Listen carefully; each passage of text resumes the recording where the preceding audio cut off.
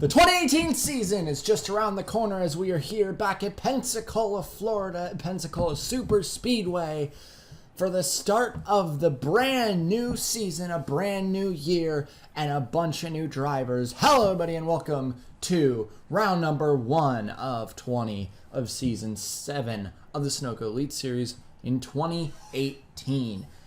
We are here. This is the heats, or the duels. This is the duels that will start the season. This is how people will qualify on the grid, except for 2, as in a qualifying session earlier today to decide the orders of these. Cordell Paulson and Kieran Mulcher confirmed that they would be making up the front row by getting the top 2 times in qualifying. They will not be participating here today. They are already ready and getting themselves set up to get going to lead us to the green for the actual event. But we're here, Duel 1. This is where the people will try to qualify themselves on the grid, but also we'll be seeing the people who aren't in on owners points trying to get themselves in on owners points. The Trailblazer car is still not in, but the cars are ready to go.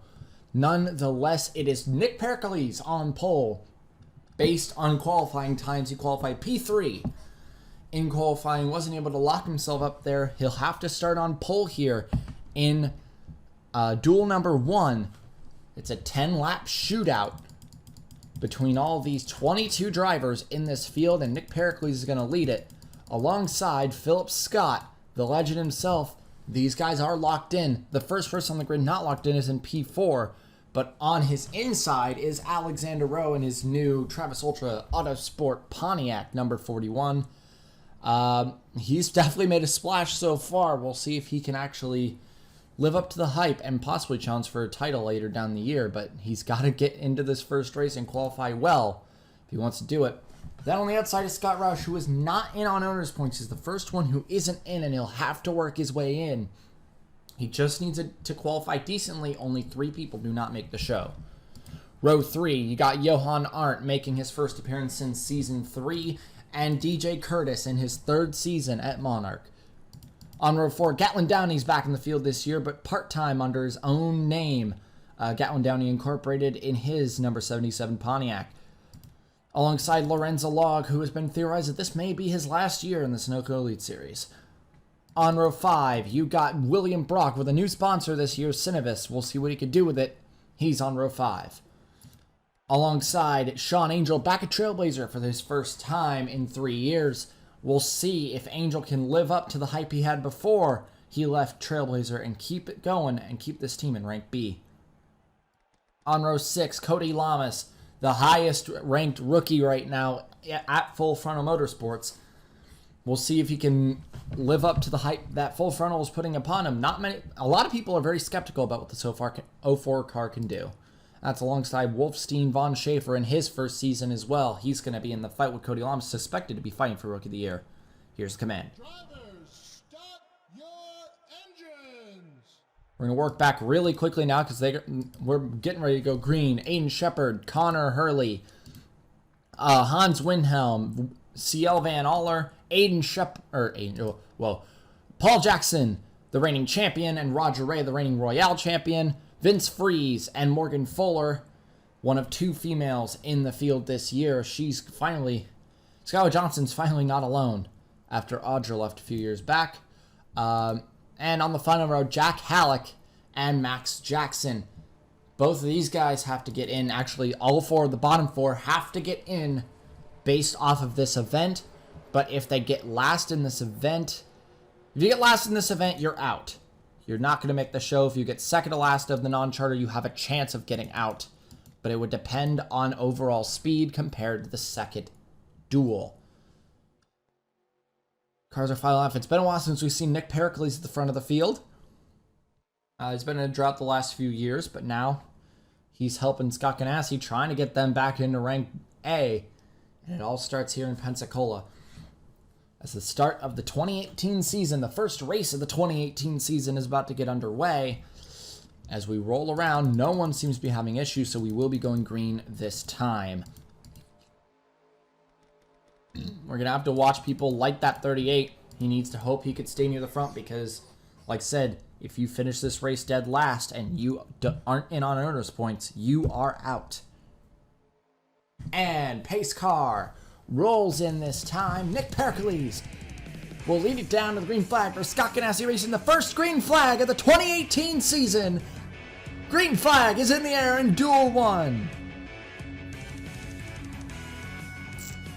And what a jump from the 98 car. Pericles wants to get out front early and keep the lead as long as he can, and this is the way he needs to do it. But Philip Scott already has a run. He's got Duel under him this year. Can he use that 80 car to try to win this duel? If he can, he'll get Honda onto row 2. They're not on row 1, which isn't what they wanted. You know that team wanted to get on that front row at least, but they didn't. And now there goes Johan Arndt down his inside. Pericles out there. That's a big one back there. Scott Roush is left out to dry. Curtis is locked in, so he's fine, but the 38 is not. And he does not want to be at the rear. Dead last will not make it in, and right now that means Max Jackson is currently on the hot seat. But we are 4 wide for the lead! Wow! It's Hans Windhelm, your new leader, Paul Jackson, and Vince Freeze push him. Windhelm goes up to block a possible outside momentum, but he did not expect that 10 car to get such a push as much as he did, and he does. Paul Jackson, the reigning champion, to the lead. We are 4 by 4. People are desperate. People are making moves, pushing each other out of the way because you need to get into this race or you need to qualify good. Many goals being set out here for a lot of different drivers. Honda really wants to get on that second row, and right now they got the reigning champ there, but how long will that last with the stampede behind him, led by Roger Ray? We round 2. Lap 3, we're almost a third of the way through the duel. Morgan Fuller left out to dry out there. Right now, Red Stallion in trouble. 3 people will not make the show. And that 70 car really wants to make the show. She is expected to perform. Shepard, way out. Oh, he's way left out to dry. He's locked in, though. He does not have to worry about getting eliminated. It's still Jackson and Ray. Looks like they're about to begin a fight for the lead. Followed by 2 Monarchs. It's a Ford Alliance. 3, 4, 5, 6. Ford is stampeding. It's actually 2, 3, 4, 5, 6. Ford is absolutely on fire, but Windhelm pushed wide. Wolfstein. Von Schaefer, the German, the other German in the field. Got help from Philip Scott, and he's gonna push that Monarch wide, and take his line, take his position. Roger Ray with help from Roush and his teammate Pericles going for the lead.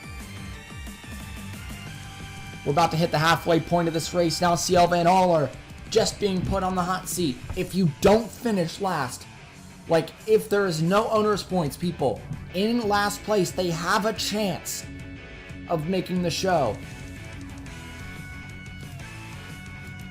But it's rough.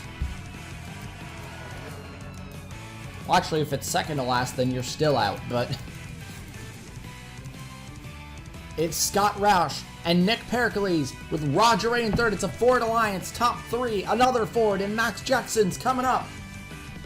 They are really close to each other. The Jacksons separated by Connor Hurley. Jackson is being completely left out to dry. Only one in a 4 wide right now, and he's going to be pushed to the rear of the field.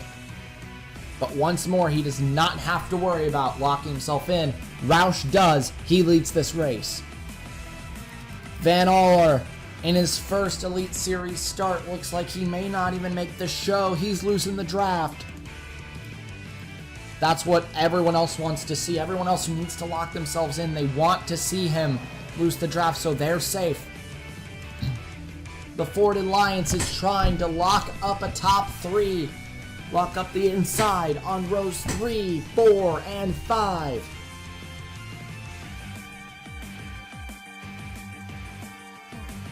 but it's Scott Roush.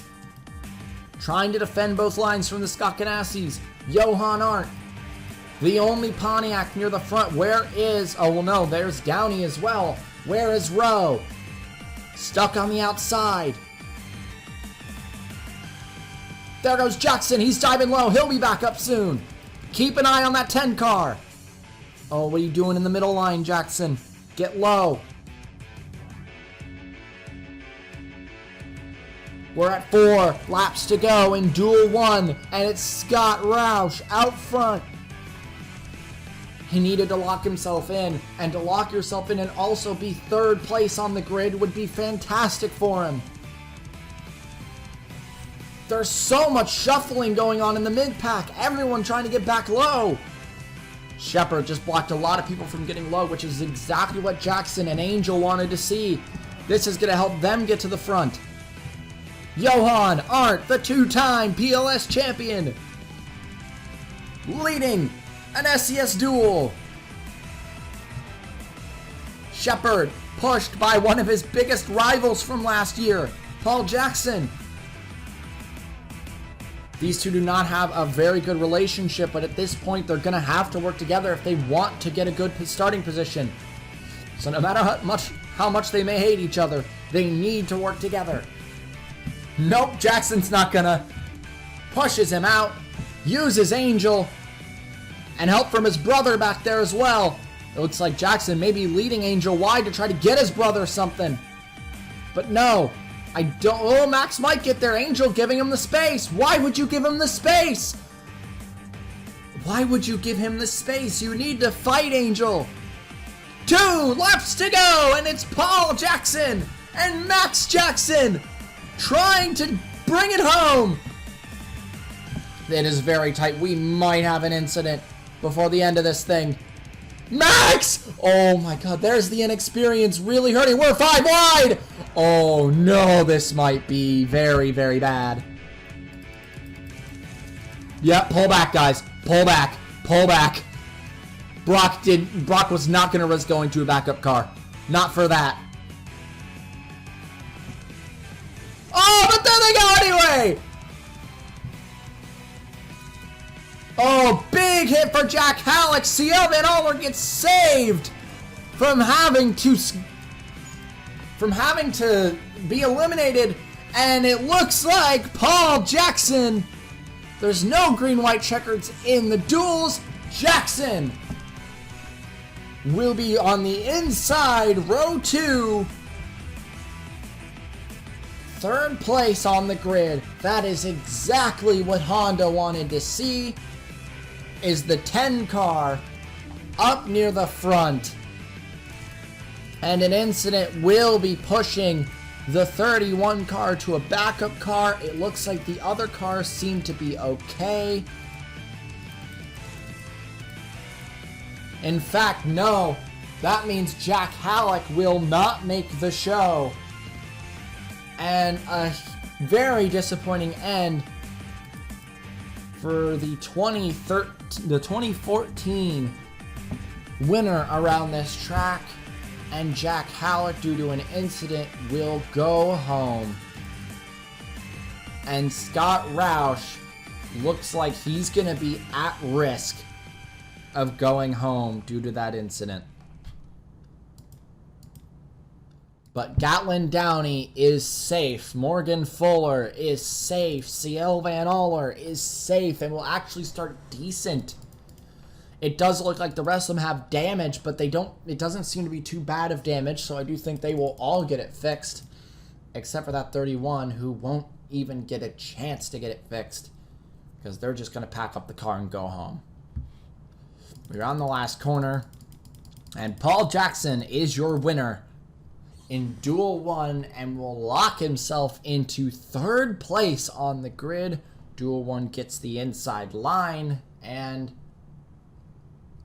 that is GG. Paul Jackson, haha, right where he left off, winning the first race of the 2018 season.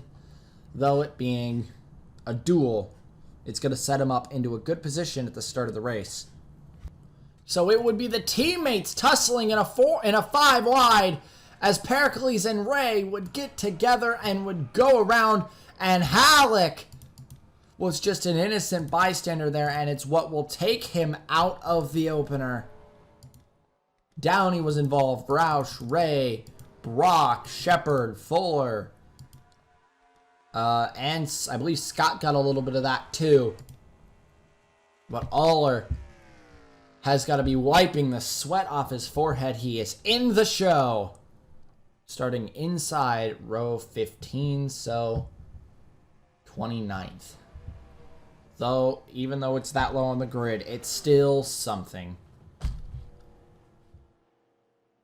Let's go look at your finishing results. So it's Paul Jackson top on the boards in Duel 1. As starting on row 2 is going to be a very good thing for the reigning champion, Johan Arndt, Cody Lamas, Sean Angel, Max Jackson, Hans Windhelm, Wolfstein von Schaefer, Connor Hurley, Vince Freeze, and DJ Curtis round out the top 10. Along with the log, row, Scott, Aller, Pericles, Shepard, Fuller, Brock, and Downey all guaranteed to make the show. Roush in danger, but it's not likely he'll be eliminated, with Ray and Halleck finishing out the field, not making the show for the 31 crew. It sucks to see the 2014 winner go out, but it's just not a good start to the season for the 31 crew. But congratulations, Paul Jackson. We will see you guys in duel number 2. And we are back here at Pensacola Superspeedway. This is duel number 2 in what will set the grid and what will show who will get eliminated and will not compete in this event. We already know Jack Halleck will be 1 and Scott Roush is in danger as we move in to duel number 2 here. And after this, all that's left is the official event. On the front row, it's Connor Monaco. His first drive out of a rank D, and he's on pole for the duel for his duel. It's a good advantage he has right now for Thundersport, and the Honda program sits lined up behind him, 4 rows behind him, in fact. Honda is pretty stacked in here. So Connor hoping he can get some help on that inside line. Alongside Dan Bartlett, his first chance in a rank B being for Scott Ganassi Racing, replacing the retired Dak Jovic, who was confirmed to be moving over to the WGPA earlier this week. And now Bartlett taking his place in the Sunoco Elite Series. It's his turn to show. He is a road ringer though, but he does have some good history with super speedways. On row 2, you got Ryan Griffin, last season's Rookie of the Year, although it was a pretty lackluster year. We'll see what he could do now in that number 6 car. He's automatically locked in. Along with the guy on his outside, one person who's expected to get a win this year, Roman Rahal, who hasn't gotten a win since Season 2, but has been en route to since the beginning of last season, and it's still going, still in the drought. On row 3, you have Daniel Bouchard in the 15 car, joining Connor Monaco, moving up from rank D into a Thundersport car. He is also a very big question mark for this event and this season. Then we reach our first car not locked in. It's the 28 car of Shane Vincent, a rookie from the PLS from the first 2 seasons. He was Johan Arndt's teammate, and he performed pretty well as he comes up into Elites, looking to try to make a career for himself. He's had some good part-time runs in Elites. What can he do now that he's full-time? Alex Bignacco, almost winning Rookie of the Year last year under Red Stallion equipment, is in row 4. And I do think Alex Bignacco has a huge chance to win an event coming this year with how strong he's been. Alongside Eric Monaco, who, oh my god, hasn't won since Season 1 Calder Park when he was under Full Frontal Motorsports, and he's still one of the quickest guys out here on the grid. He's bound to get a win sooner or later. And on row 5, it's Skyla Johnson, the first female winner, trying to go for 2. Alongside PJ Krenko, who has impressed a lot of people here in preseason testing and in practice, but he's the only Fitzwater Australia car, or him and the part-time car. He's the only full-time Fitzwater Australia car who is not locked into this event. He's got to race his way in. Looking back, we're going to pace through the grid as the command is about to be given. Drivers, start your engines. And there it is. We're going to look back through the grid. Tyler Thaber, Carson Bowers, John Arndt, Gerard Ron, William Duncan, Bobo Jones, Max Anderson, Jay Durrell, Sean Ard, Milorad Ryback for Ditech Motorsports' part-time operation in elites. And finishing out the grid on alone in a row by himself is Julio Cesar in that 07, which isn't necessarily a bad thing. He has no one on his outside to fight with him at the start. He's going to be alone in his own row and is going to be able to hunt through the field on the inside line. This can be very beneficial for the 07 crew. But this is an interesting front row. A front row not many people expected to see this early. We expected Dan Bartlett to sprout, but not many people expected him to get used to this car this early. And Connor Monaco was considered a bust last year, and yet Thundersport picked him up. It was part of the Honda program's decision. Honda has a lot of faith in him. And Thundersport just had to go along with what Jason Wolf wanted.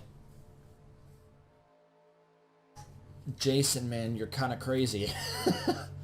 But we'll see if your decision works out for the Honda program in the long run. No one is having issues, so we will be going green this time. As with the last duel, it's a 10-lap shootout from start to end. A lot of people hoping they don't have to go to backup cars. We almost had people going to backup cars in the last race, but the only one who would have been going to a backup was Jack Halleck, and he is not going to participate because he got dead last. Which is surprising. That's one winner of this event out.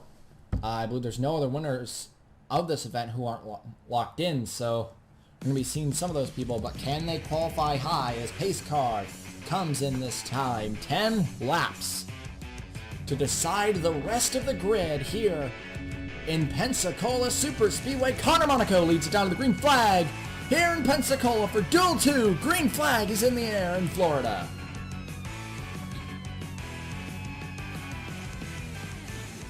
And what a jump out of the Hondas.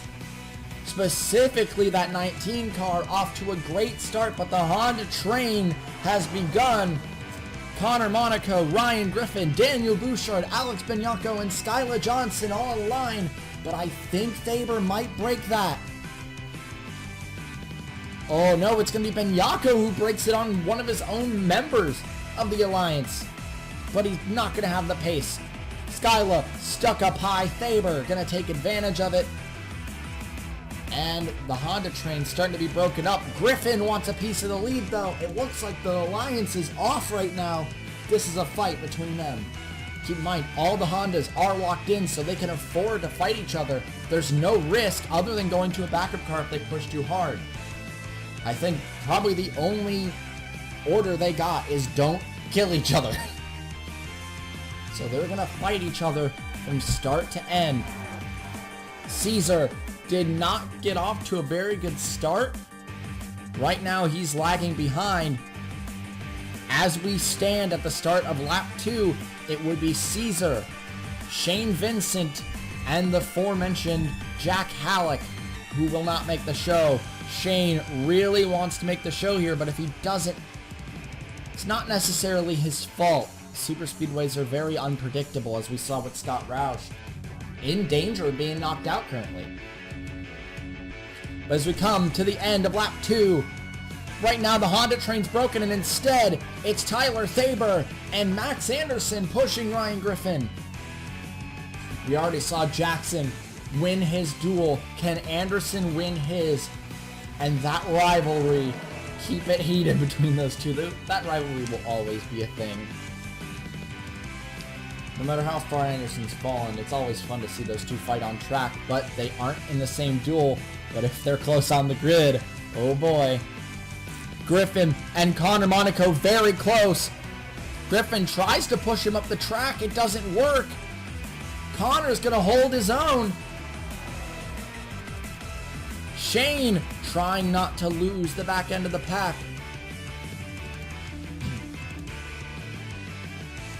Shane, if he can get through Arndt, I'm not sure.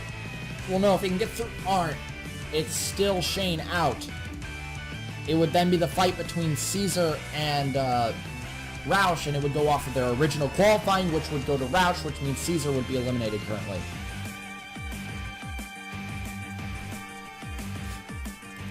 Now he wouldn't be. Now Caesar has put himself in a position where he is safe, and this has now pushed Scott Roush out of a transfer position. There he is. I thought we'd see him soon. That 27 car has been on fire in the preseason, and here he is again, PJ Karenko, back at the front. But joined by Bobo Jones, who has also been surprising a lot of people in that 71 car. Fallout seems to be very quick in this preseason because Hurley is fast as well. Hurley, I believe, is not in this. No, Hurley was locked in already. He does not have to worry about locking himself in. So Bobo now is the only one left to Fallout who needs to get themselves into this race. Griffin and Connor have been side by side for about 3 laps, and neither are giving an inch. Oh, as I say that though, Griffin lost his help. He's still gonna hold strong. Look at Caesar! We were just talking about him being at the rear. But he just makes it 4 wide with help from William Duncan. And he'll push down into 3rd. That is not what that 27 wanted. Shane, you gotta do something. We're at 5 to go now. We're over halfway through this race. Shane now starting to close in on the 05. He needs to get through the 05. He needs to get through Iran or Karenko. And then one of these other locked-in cars. And he'll put Roush in the position. But he needs to get out of no man's land. He's slipping behind Arndt. I think he's just going to leech off of Arndt's positions, which is exactly what you want to do. You want to work with someone, but he's losing the draft of his alliance member. Karenko now out of it. Vincent just has to get through Thaber, but he doesn't have the momentum. Lap 7, Griffin and Connor are still side by side. I can't believe they've held it for this long. Durrell making moves. Oh, Shane, you just can't get a break. Connor, finally, the battle gets decided. Griffin officially takes the lead. That was an intense battle between the Hondas. They are getting awfully close. Eric makes a dive with Bobo pushing behind. Connor way out there. Oh, he's going to lose a lot of position. That's fine. He is safe and locked in. Thundersport has all their owners points. Look at this. Shane Vincent now starting to put the hunt onto the 29. If he can get through Milorad Ryback, he's safe. But he's got to get through Ryback. He's making a push to the front now. He's got help from the 17. That's exactly what he wants. Honda doesn't want to help him, but Benyako's got to help him if he wants to get a good starting position. Bowers won this event before in that 39 car, and now Bowers going for the lead. He's going to latch in behind Anderson. Anderson might actually win this. I talked about it saying that he might win it, but he might actually win it. Who's out right now? Caesar is out. I think Ard would be close, but he would need to drop down more. Roush is in danger. Roush is in major danger right now. He has got to be on the edge of his seat, gritting his teeth because he knows what's happening here. All the people at the rear here, Eric, Johnson, Griffin, Durrell are all locked in. Duncan's locked in. Oh, this is a crisis for the Ford Alliance. Honda is hoarding the rear of the field. Caesar being pushed back. That's not enough. He would need a second car. White flag. I think Roush is doomed. White flag in the air for Max Anderson, Carson Bowers, and Tyler Thaber. as we go 3 wide for the lead on the last lap. Anderson blocks, keeping him in touch. Those 3 at the rear is what is eliminating Scott Roush. I think it's over. I think it's actually over. Anderson barrels down the backstretch. This is nowhere near what Roush was planning to happen at the start of this year, but I think it just happened. Through 3 and 4, Connor making a run. He's not going to make it. He is nowhere near close to making it in time, and it will be the rivalry between Anderson and Jackson on row 2, because out of the last corner, Max Anderson will win Duel 2 and will be outside row 2, and Scott Roush is out. Wow. The team owner and team leader of one of the most prestigious teams, Roush Racing Enterprises, is out of the opener.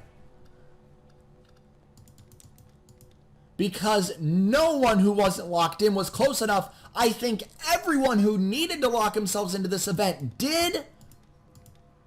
The only one in danger, I think, is Iran, and even Iran, I think, is safe. I think Iran is safe. We know Halleck, we know Roush, but I do not recall who was the next one up. Art is safe, right? Yeah, Art's safe. Congratulations to Anderson, though. He will line up very nicely, and Tyler Thaber, although Roush is out, Thaber's going to get a great qualifying position. Connor's going to get a good qualifying position. It now gets interesting. But with the pole position and outside front row decided already, this means Anderson, who's taken a victory lap, will line up on the outside of row 2 alongside his Season 3 championship rival Paul Jackson, with Cordell Paulson and Kieran Mulcher up ahead. It is full frontal, taking 1-4, which is something they really need in this event. Congratulations to Max Anderson taking the victory, and it's most shocking of all, but Scott Roush will not make the opener this season. He gave his owner's points away to his teammate to give them the chance to lock themselves in, and it doomed himself. Congratulations to Max Anderson, though. It's a great start to the year for that 40 car. It's a great way to start it off. Some other people had some good finishes. Duncan P6. He'll be decently far back, but not too far back. He'll be row 7, 14th on the grid for William Duncan. Not bad. Ryback, that's... wow. Myrod Ryback is going to start P12 for Ditech. That is an amazing run for the 29 car. The only part-time car to be in Ranked C equipment, and they used it well. Congratulations to the 29 crew. Ditech have got to be very happy. And that wraps up the duels here in Pensacola. Let's go look at your finishing results. And it's Max Anderson at the top. It is 1/1000th of a second between Thaber and Connor Monaco for second. Alex Benyako in 4th. Myrod Ryback 5th. Duncan 6th. Griffin 7th. Bowers 8th. Shane Vincent 9th. Julio Caesar 10th. Sean Art 11th. Bobo Jones 12th. Daniel Bouchard 13th. Dan Bartlett, after starting on the front row, and in 14th. Karenko in 15th. Ray Hall in 16th. Iran in 17th. Durrell in 18th. John Arndt in 19th. Skylar Johnson 20th. And Eric Monaco will hit the rear of the grid. No, it'll be the person who finished last in Duel 1 who will be at the rear of the grid. But it is Max Anderson. It was a great performance. I said that the rivalry might reunite on row 2, and it did. Paul Jackson and Max Anderson will line up behind your front row starters. Cordell Paulson with pole position. Kieran Mulcher on the outside pole. That front row is looking very threatening going into this event, but a 40-lap showdown with the cars being as tight as they are, could be disastrous, to say the least. But it's Max Anderson taking the victory in Duel 2. Scott Roush and Jack Halker out. You guys probably know who it is, but I'm recording this a few days later, so I do not remember who was ahead of Roush in Duel 1, so I'll have to get back to you on that. You guys know, though. I probably just put it up on screen, too, so. But congratulations to Ball Jackson and Max Anderson with some great victories early in the season, and we will see you all at the start of the Season 7 Sunoco Elite Series in the opener, the official opening event at Pensacola next time. Ciao.